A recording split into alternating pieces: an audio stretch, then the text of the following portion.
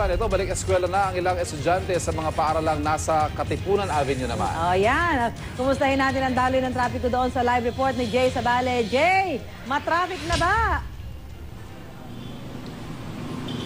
Ivan, Susan, maganda-ganda pa ang daloy ng trapiko dito sa Katipunan Avenue. Taliwas ito sa inaasahang heavy traffic dahil nga sa pagbubukas ng mga klase rito ng mga pribadong eskwelahan.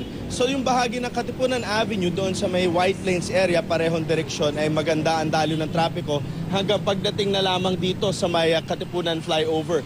May heavy traffic doon sa may ilalim ng Katipunan Flyover dahil na rin doon sa mga nag-U-turn sa may Marcos Highway at doon sa may gate papasok ng eskwelahan. At pagbaba nga dito sa mismong flyover, no, makikita ninyo nag-iipon na yung mga sasakyan at dahil na rin dito sa may U-turn slot, nagbabagal na rin ang daloy ng trapiko. At papunta naman tayo dito sa may kabilang side, no, makikita ninyo yung extent ng trapiko na dinudulot nga ng mga sasakyan na kalpila papasok ng eskwelahan. Pero paglagpas naman dyan, papuntang CP Garcia ay maganda na rin yung daloy ng trapiko. Doon naman sa may kabilang side, makikita ninyo maganda-maganda ang daloy ng trapiko at mabagal lang ang mga sasakyan dito sa may inner lane dahil na rin sa mga sasakyan nag-U-turn papasok ng Ateneo. At yan muna ang latest mula rito sa Katipunan Avenue. Balik sa inyo, Ivan at Susan.